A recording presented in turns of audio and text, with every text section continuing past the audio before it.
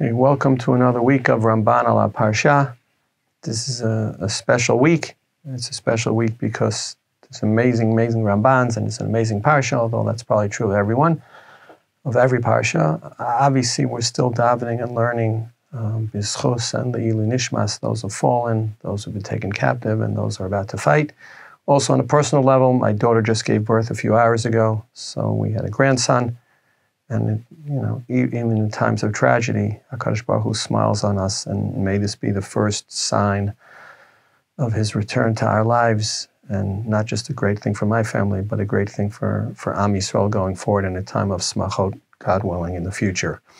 Okay, I'd like to do a bunch of Rambans, but really surrounding three themes. The first is what we refer to colloquially as Maaseh Avot Siman Labanim, a really, really important idea in the Ramban, and one that he thinks that without, you can't possibly learn Sefer Bereshis. The next is sort of this idea of Shema Yigrom HaChet, that when God makes a promise to us, every promise is contingent. Meaning, if we do it, HaKadosh Baruch Hu promised us Eretz Yisrael. He promised us Eretz Yisrael contingent on the fact that we keep the Torah. So it's possible that God promises things to us and they don't happen if we don't keep our word. That's the second theme in the Ramban. And the third is the overall theme of the marriage of Avraham and Sarah. And I'll just tell you, or Avram and Sarai, and the Ramban thought that they had a real marriage and a real relationship and a real love. And the story with Hagar and Yishmael at the end of the Parsha, even in the Ramban, serves to emphasize that. Okay, but let's start at the very beginning. In Parshas Lekh, the pasuk says in the beginning of the Parsha, "Vayavor Avram ba'aretz ad mekom Shechem ad Elon Moreh, v'haKenani az ba'aretz." And okay, we're from people, we read the Parsha, and we think, okay, those must be important facts. But the Ramban says, but who cares? It's boring. There are so many details. Does it really matter that Avram lived here and Avram lived there? And, all these things, there must be a reason for them. And says the Ramban, in Pasuk Vav of Parak Yud Bet, Vayavor Avram ba'aretz ad mekom Shechem. Omar lechal klal, I'll give you a rule, Tavin oto b'chol haparshiot habaot bi'inyan Avraham, Yitzchak, v'Yaakov. And you'll apply it in all the parshas that are coming to Avram, Yitzchak, and Yaakov. You should just know, the Ramban thinks the rule of Maaseh Avot Siman Labanim only applies to the Avot. Okay? Vu inyan gadol, it's a big thing. He's kiru rabotenu b'derech kitzarava amru. People call it kol ma she'ira la'avot siman lebanim. Everything that happened to the avot is a siman. I'm not translating that word labanim yet. V'lachein yarichu aktuvim b'sipur hamasaot v'chafirot habe'erot u'shar hamikrim. Therefore, the Torah spends a lot of time giving us details of Avram's travels and where he dug wells and things like that, which seem, sorry to use the word, boring, but they're important. V'yachshov ha'choshev bahem kiluhem dvarim miyutarim ein bahem toelet. And a reader of the Torah could think, what's the point? This is boring. Who needs these details?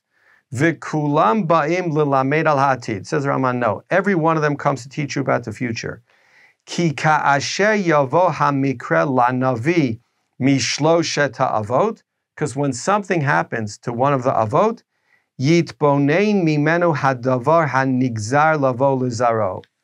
From that event, the world is such that it designates that event to be something that will happen to their children. So often you hear, Maaseh Avot Siman Labanim, like it's a type of foreshadowing. I don't think that's what the Ramban means. In fact, the Ramban in his introduction to Sefer Shmot, when he references Sefer Bereshit, he says, Maaseh Avot Yitzira Labanim. Meaning for the Ramban, who was one of the greatest Kabbalists ever, there are multiple universes. And what happens in one world, or what happens in the inner world, sort of affects the outer world. And so it's hard for me to explain the metaphysics. I'm not sure that I really understand them either.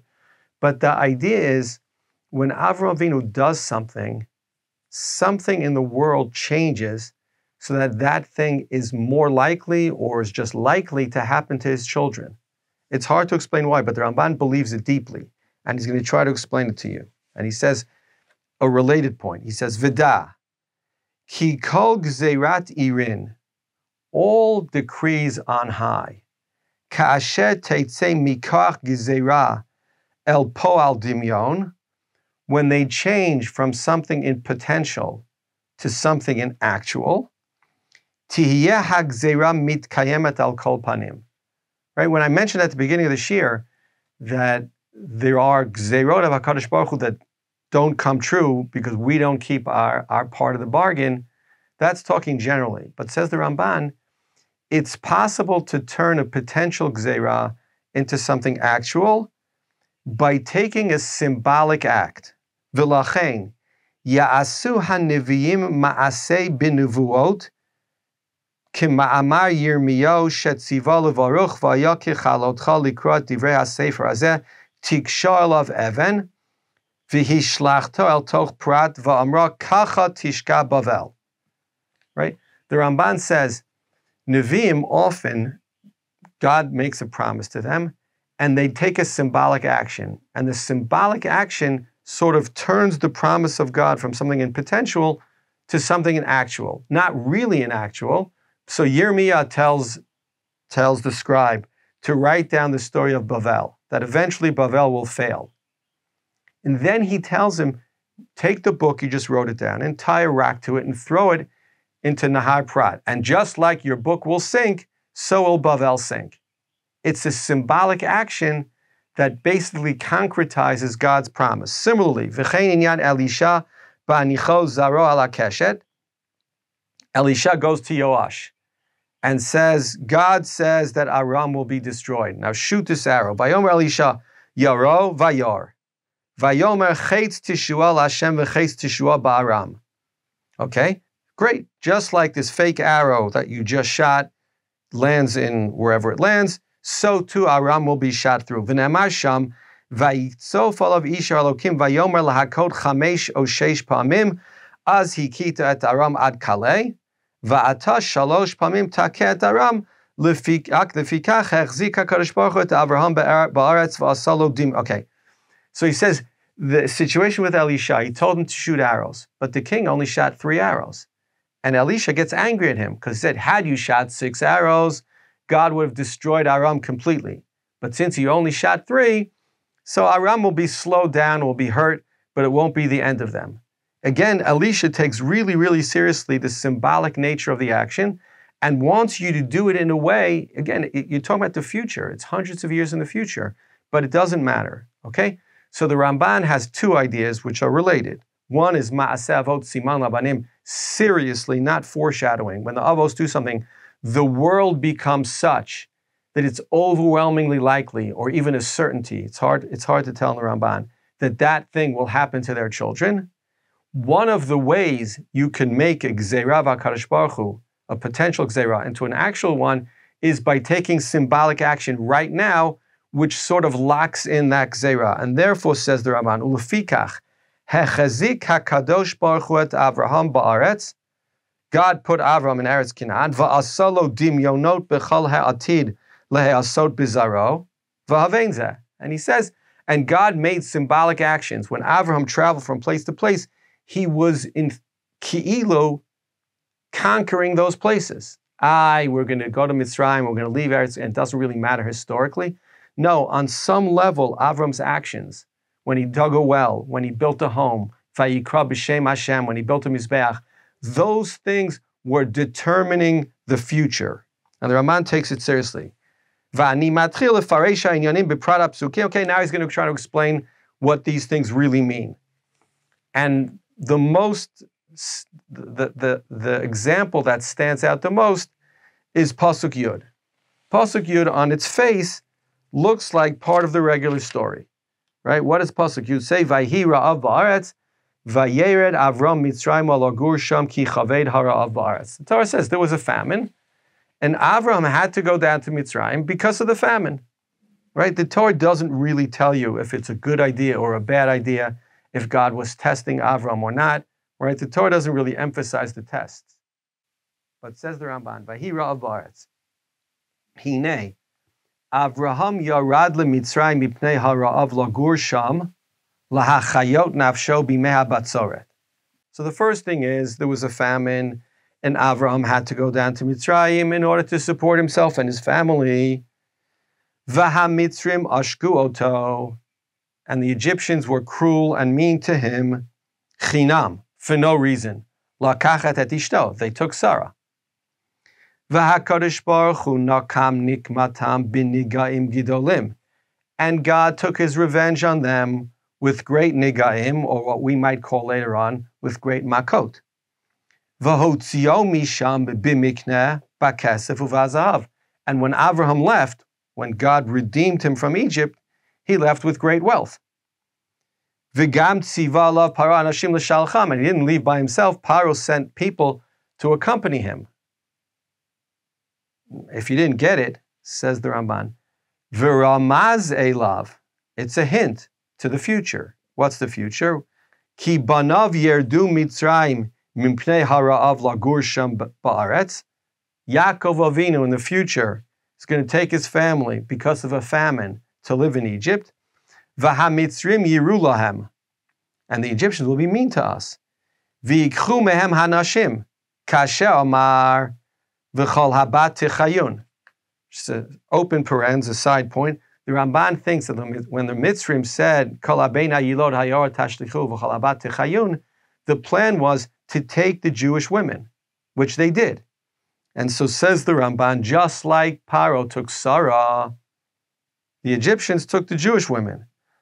Next, end of parens. V'hakadosh baruch hu yinkom nikmatam b'nigaim gidolim, and God is obviously going to avenge himself on the Egyptians with 10 makot.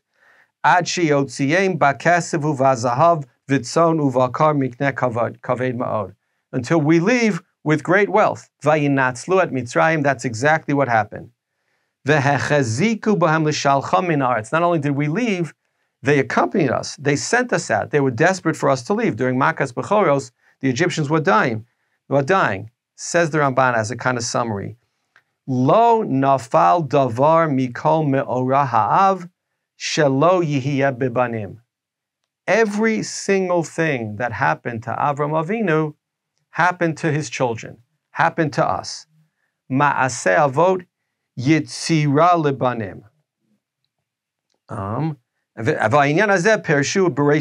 said this idea is in the Medrash. Right? Pinchas b'shem Rab Oshia Amar HaKadosh Baruch Hu l'Avram tzei uchvosh et haderech lifnei banecha va'ata motzei kol ma shekatuv ba'Avraham katuv b'banav ba'Avraham katuv vayhi ra'av ba'aretz b'Yisrael katuv ki zeh shnatayim harav b'ker haaretz, etc., etc. Okay, so the first thing is, the Ramban takes it really, really seriously. Avram did it, so we had to do it. But continues the Ramban, and this is a very, very famous piece. Vida, ki Avraham Avinu chata chet gadol bishgaga. Says the Ramban, Avraham going down to Mitzrayim was a mistake. It was a mistake bishgaga, but it was a mistake. Shehevi ishto atzadeket b'michshol avon b'pachad pachdo pen yaharguhu. Right? Avram was afraid of being killed. So he said Sarah was his sister, and he put Sarah in danger.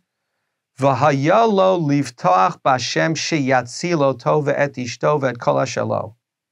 He had to trust in God. This is a big machlokas harishonim, in terms of hishtadlus, right? There's a famine. Should I just wait for God to save me? Or should I take care of my family? Says the Ramban, no. If you're Avram Avinu, you're supposed to wait for God to take care of you. Why? Because God can do it. Avram Avinu, says the Ramban, was not a regular guy.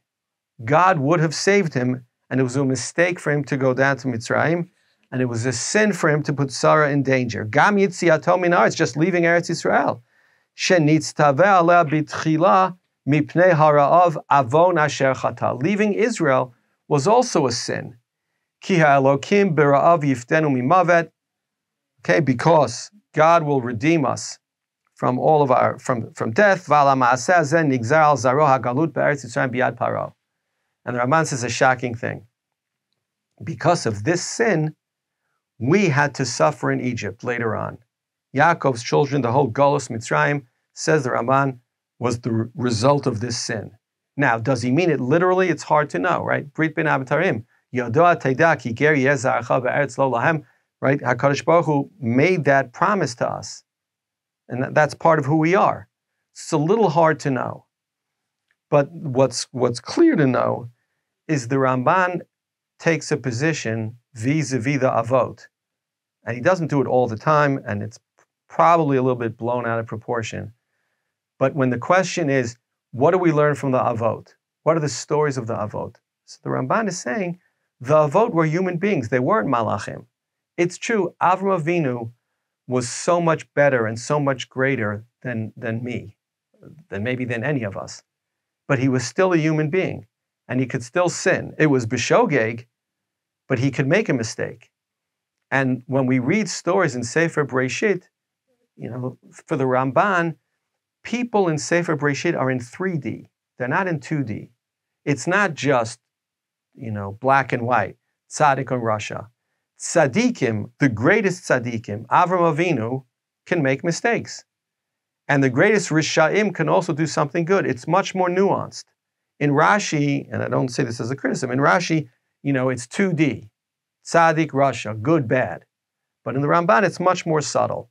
Now, just to make a point, Rav Meidan says this many times. It's not our job to look for flaws in the Avot. And he says this even though we don't realize. He said, Chazal did that for us. But being open to and understanding that the fact that you're Avram Avinu doesn't mean that you're infallible, that I think is an important point. And it's something important when we learn in Tanakh. And, we don't have to look for flaws. But the greatest people can sin b'shogeg. Not only that, says the Ramban, the greatest people can cause their descendants to go down to Mitzrayim, which seems slightly unfair that we would have to go to Mitzrayim because of a sin b'shogeg of Avram Avinu, but that's what the Ramban says. Okay, let's go quickly to the second topic. Perek Tezvav, Pasuk Bet. We'll start reading from Pasuk Aleph. Vayi achar hadvarim ha'ela, hayad dvar Hashem al Avram b'machazeh lemor al tira Avram anochi magen lach scharcha harbe meod. This is the introduction to the Bris Ben Absarim. HaKadosh Baruch Hu comes to Avram Avinu, tells him, don't worry. Vayomar Avram, Adoshem Elokim matiten li, va'anochi olech ariri, uven meshek beiti hu damesek Eliezer. He says, HaKadosh Baruch Hu, you give me all the wealth in the world. I have no children. All I have is Eliezer who takes care of my house. Right? The idea being, what's the point of anything without children? So we'll just read a portion of this Ramban. He says, V'yesh alecha lishol. You should ask the following question. Seems obvious. Shekvar ne'emar lo la'Avraham ki et kol ha'aretz asher ata ro'eh lecha etenena u'zaracha ad olam v'samti et zaracha ka'afar ha'aretz. God had already promised to Avraham children. Ve'ech yomar ata v'onochi olech hariri. How could Avraham say to God now, I have no children, but God told him he would have children. V'hinei ben beiti yoresh oti. V'lama lo ha'amin b'nevuah harishana k'asher ya'amin b'zot. Why would Avram Avinu believe in this promise if he didn't believe in the first promise? God already promised Avram children. And now Avram's saying to God, but I have no children. And God says to him, okay, but you're going to have children. What's the difference between the two promises? Says the Ramban, and this comes up a number of times in Breshis, and it's important. Vahatshuva, ki hatzadikim lo ya'aminu ba'atzmam bechetam bishgaga. Righteous people doubt themselves. I don't know if it's human nature. I'd like to think that it is. But righteous people think it's, God promised me this, but as I mentioned at the beginning, but God's promises require me to be a certain way. And Avram thinks to himself, maybe I sinned. Maybe since God promised me children, but I didn't have children, it's because I didn't live up to my part of the bargain. Again, it would be b'shogeg, but nevertheless, it would be a sin. V'katuv rega adaber al goy v'amamlacha livnot v'lintoa v'shav hagoy ahu v'asa hara lifnei lifanai v'nichamti ala tova. And God's told us, right, the story of Nineveh with Yonah, right? Od arba'im yom v'ninbei nehepachet. No, it's not. They're going to do tshuva. It's going to be saved. when God makes a gzeira, he allows for people to turn that gzeira around. And just like people can do tshuva, and we tell those stories, and we're grateful for those stories, the Ramban says it could be the opposite. People are not good enough, and then the story doesn't come true. V'hinei ra'a atzmo bo bayamim v'lo nitkaima nevuato v'chashav ki chetav manu hatov. Avram thought the reason must be because I sinned. V'ulai chashash ata pen ye'anesh al hanefashot sheharag ki divrei rabotenu. What's the possible sins that Avram may have committed? So he thinks, well, I was just part of a world war. The Arba'a Malachim et HaChamisha. Avram was part of that. I must have killed innocent people during that war. Maybe that's my sin. U'kalashon hazeh amru b'Reishit Rabbah vayira Yaakov ma'od vayetzalo mikan she'ein haftacha tzadikim ba'olam hazeh. Tzadikim ba'olam hazeh are always worried. This relates to, we're not going to have time to do it, but the idea that, well, if we had to go down to Mitzrayim, why are the Egyptians being punished? Right? So there's a famous answer of the Ramban, which the Ramban disagrees with, which is, well, God said that we va'avadum v'inu otam arba me'ot shana, but he didn't say who was going to do it. So when the Egyptians did it, that was a problem for the Egyptians. And that's why they were punished. The Ramban thinks not. The Ramban thinks, if God makes a gzeira, everybody should want to do it. But the fact is the Egyptians overstepped. And they were meaner than, God never said, Kol habein hayilod hayaor tashlichuhu. The Egyptians did that on their own. The Egyptians tortured the Jews and treated them in a way, not just the way that God was gozer, that we would be slaves, but in a much worse way than that. And that's why they were punished. Okay, let's do the last Ramban I want to do today. It's not very long, but it's very powerful. The Torah tells us that Avram had no children, and Sarah came to him with this idea. What was the idea? The idea was that he should marry Hagar. Okay, and says the Torah, V'sarai eishes Avram lo yaleda lo, v'lah shivcha mitzris u'shma Hagar, v'atomer sarai al Avram, hinei na atzarani Hashem miledet, bo na el shivchati ulai ibanem imena, v'yishma Avram lekol sarai. The Ramban is medaktek in v'yishma Avram lekol sarai. Lo amar katuv vayas kain. It doesn't say that Avram liked the idea, wanted to do the idea, and did it. Aval amar ki shama lekol sarai. Right? Avraham did it because his wife Sarah told him to. Yirmos. It hints to the following point. Ki af al pi she'Avram mitaveh ma'od lebanim. Even though Avram desperately wanted children, lo asa kain below rishut sarai. He didn't do it. He didn't take Hagar without his wife's permission. Not only that, gam ata lo nitkavein sheyibanehu mehagar v'yeh zaro mimana. Even now, says the Ramban, he didn't want to have children through Hagar. Aval kol kavanato la'asot ritzon Sarah shetibane mimana. Avraham wanted to fulfill Sarah's wishes and eventually have a child with Sarah, as happened. Sheyihiyeh la nachat ruach bivnei shivchata. Let's say Hagar gives birth. Sarah would feel good about that because she would have been responsible for that relationship. Oh, zechut shetizkeh lebanim ba'avur kain. Or, as a reward for Sarah giving Hagar to Avraham, Sarah would merit children. Right? It's hard to know in the end if that's the merit that gave Sarah Yitzchak. It's hard to know. The Ramban hints at it. Kedivi rabutenu. Now, va'amarod, says the Ramban, another point. Vatikach Sarai lahodia shalom miher Avram ledavar. Right? It's not like Avram said, great, and went off to Hagar. Avram did nothing about it. Sarah had to bring Hagar to Avraham. Ad shelekachas Sarai unitana b'cheiko. It was all Sarah. V'hizkira katuv Sarai eshet Avram. Right? And another really great diuk the Ramban makes. The Torah refers to Sarai as eshet Avram. Now, we know that Sarai was eshet Avram. The Torah has told us that before. The Torah also told us the whole story in Mitzrayim of Avraham saying about Sarai, achotihi, right? And now the Ramban's saying, why does the Torah describe her as Eshet Avram? Lirmoz ki Sarah lo nitya'asha me Avram v'lo hirchika atzmo me etzla ki hi ishto v'hu isha. Says the Ramban, you might get the idea from the story that Sarah really stopped being Avram's wife and that Hagar stepped into her place. Says the Ramban, absolutely not. The Torah emphasizes that Sarah was Avraham's wife and Avraham was Sarah's husband, for real.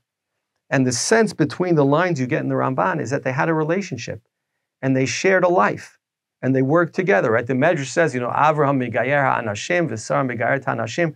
They had a joint mission in life, and Sarah wasn't just somebody who Avraham was married to.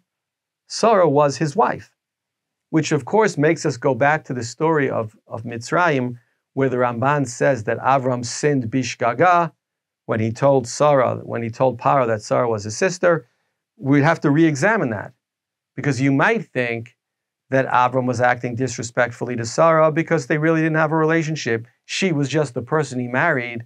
But here the Ramban, and he does this many, many times. The Ramban sees people, in a way that we may be afraid to. I think the Ramban closes his eyes and imagines what's the relationship of Avraham and Sarah. And he looks in the Psukim and he sees it's a real relationship and it's a real sacrifice. Ki hi ishto v'hu isha. So what happened? Aval ratzta shetiyeh gam Hagar ishto. But despite that, Sarah wanted Hagar to be his real wife. Why? Shelo tiyeh ki pilegesh, rak ki isha nisua lo. She wanted Avram not to have a pilegesh, not to have a concubine, to have a real wife. That's respectful to Avraham. V'chol ze musar Sarah v'hakavod shehi noheget beba'ala. All this is to point out how great Sarah was and the respect she had for her husband. This is said by the Ramban despite the fact that later on, when the Torah says, Vate'aneh Sarai vativrach mipaneh, when she was mean to Hagar, and Hagar ran away, the Ramban there is going to say, Kan chatas Sarah imenu chet gadol bishgaga. But it doesn't matter, and this is the point I made before. The Ramban can see Sarah as a huge tzadekes, as a person who was willing to sacrifice for her husband, as a person who was willing to make all the sacrifices in the world, and as a person who sinned bishogeg. It could happen. People are people, even if they're much, much greater people than you and I. Okay, so we did really three things today. The first is ma'aseh avot yitzira lebanim, how that works in the Ramban's telling. And again, it's not just a foreshadowing. It's something metaphysically much more powerful than that. We talked about God's promises, right? And the need to concretize them and take symbolic actions to make sure that they come true. And finally, we talked about the relationship of Avraham and Sarah as it being a real marriage, as it being, real respect between two people, and the sacrifice that Sarah made for this to continue, even though she was introducing Hagar as Avraham's new wife. She still wanted to be his wife, and they still planned to have children together. Shabbat Shalom, and see you next week.